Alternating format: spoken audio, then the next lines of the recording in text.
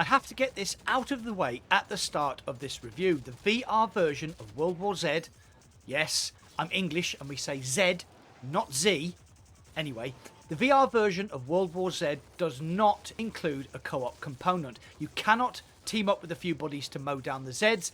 It is a single player experience only, which I think is a huge missed opportunity. But before you turn away, there is a lot of fun to be had in this game. So I want to talk about the graphics, the audio, the all-important gameplay loop.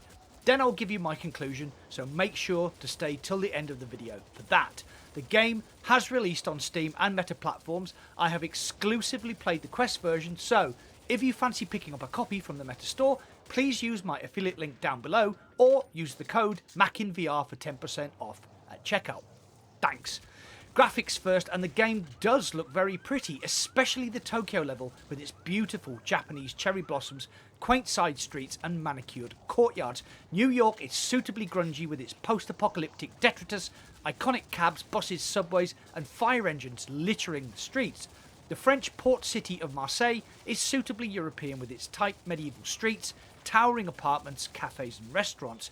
Not that you'll get to stay and ponder your surroundings, as you will be assaulted at all times by waves and waves of fast-moving zombies, all out to chow down on your noggin.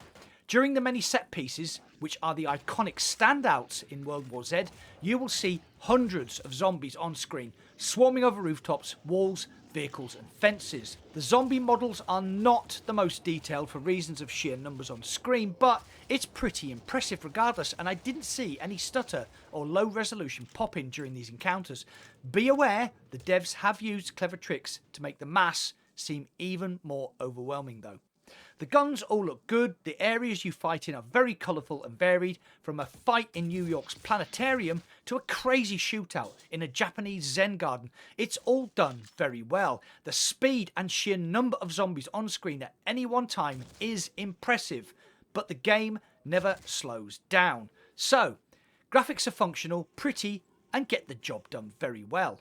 The audio now, and the first thing you will notice is how meaty the guns sound, from the staccato brap of the iconic Chris Vector, the crack of the scout rifle, to the overwhelming meaty crunch of the devastating 50 cal emplacement, and the pop of the MLG launcher. The guns and explosions sound great and are very well done. Zombies screech and wail as you mow them down, and the special zombies all have a very different piercing cry to help you identify where the threat is coming from and deal with them accordingly. From the common Zeke, the gas bag in his hazmat suit, the exploding Special Forces bomber, the disgusting Infector, and the hugely annoying Screamer.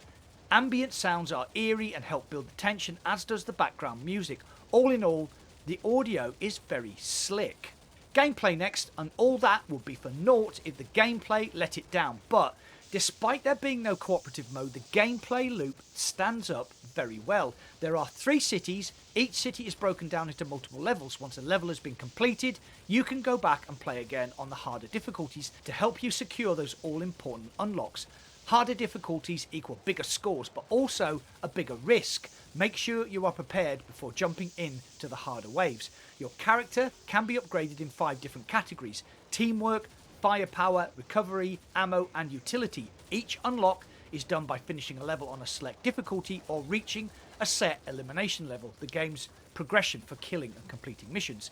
Guns are many and varied. You get a basic silenced pistol, auto pistol, revolver, Uzi, Chris Vector, scout rifle, AK, M4, assault shotgun and the blatantly overpowered but absolutely hilarious double-barreled shotgun. Each weapon also has an elite skin to unlock. In level, you will also find one-time use weapons like the M249 machine gun, the MLG multiple grenade launcher, as well as the auto cannons and heavy 50 cal machine gun.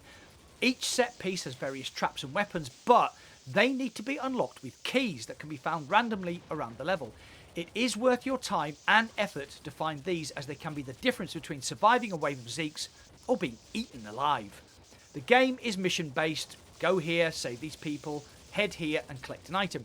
Along the way you will encounter hordes of Zeke. You can try and take them out silently, but eventually you will incur their wrath and the horde will flood towards you. Take them down using your equipped weapons and environmental traps, but be careful not to set off car alarms, as they will attract more Zeke and things can get troublesome. Progress through the level with mini set pieces until you reach the final encounter where World War Z will really stretch its legs and throw all its Zeke at you along with the kitchen sink. Probably. These encounters are the highlight. You will need to prepare carefully using your precious keys to set traps, activate autocannons, or my favourite 50 cal. Then stand back and watch as the world goes to shit and you fight to survive. It can be quite exhilarating. Before I get to my conclusion, please hit the like button. The algorithm loves the likes. And if you've enjoyed the madness, please also subscribe and join my channel membership for extra perks. Thanks. My final conclusion on World War Z VR.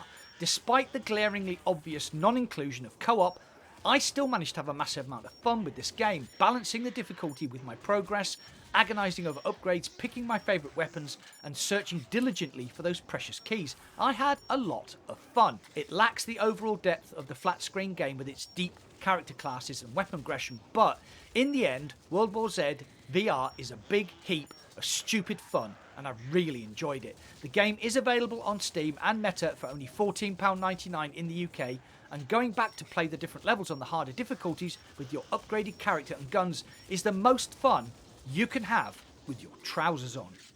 People may have become jaded of what seemed like endless zombie wave shooters, but World War Z breezes in with its own unique take on the genre and managed to muscle its way into my heart.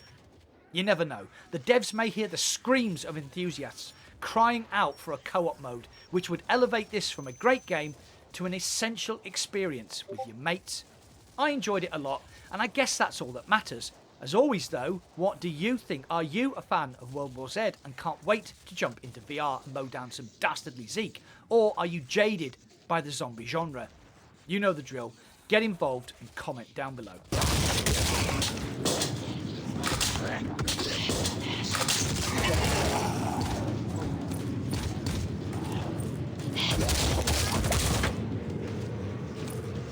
Well, that's it for today. If you enjoyed this content, please hit the like button. The algorithm loves the likes. If you love this content, please join my channel membership like these lovely people did. You get custom badges, emojis, and early access to most of my content. If you want to watch more content from me, please click here or here. Thanks for watching. I'll see you on the other side.